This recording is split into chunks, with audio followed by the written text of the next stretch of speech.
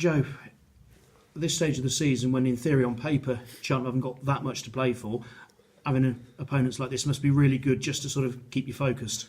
I think so, yeah. We don't really need, as players, you're always going to want to put on the best show you can, regardless of the opposition and regardless of the stage of the season. But maybe if there's a few that need that motivation, then Coventry will be that, because it's a massive club in this league. They've got a lot to play for. The playoffs obviously lost on Tuesday night, so they'll come with big motivation that they'll need to win. So maybe that will help us. But like I said, at this stage of the season, it doesn't make a difference, because you want to win every game you play. And whenever you'd played them across the season, it was always going to be an exciting game, wasn't it? Exactly, and we've had two games. Obviously, the Forest Green game, which didn't go to plan, and that was our last home game. So we need to send the fans home happy this summer, with a bit of optimism for next season, I think. And hopefully, if we get a result against a team and a club like Coventry, then that will do that. Yeah, I suppose in football, just the professionalism in everyone means that they quite like to be party poopers and just sort of, walk away with their heads held high, the pride intact for themselves.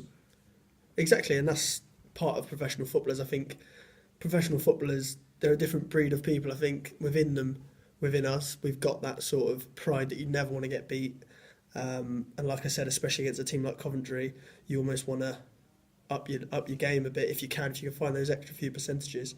That will mean that, like I said, we come away with a decent performance at the very least.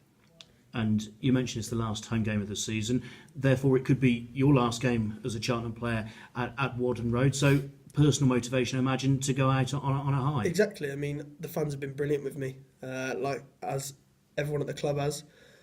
So that last performance, hopefully I can make it a good one. And in the future, who knows? But like I said, I've loved this year. It's been a brilliant learning experience for me. Everyone at the club's been fantastic, and obviously I'd like to thank them for that. Yeah, I mean, we're only saying it might be because the gaffer, has said he'd like to have you back, and presumably you'd be sort of welcome to talks about that. Yeah, who knows? It's a question I've been asked a fair few times already, so it's the same answer really. I don't know. It's out of my control at the minute. If you'd have told me this time last year I would have come to Cheltenham and played 40 games in League Two, then I would have snapped your hand off. So it's a difficult one to answer really.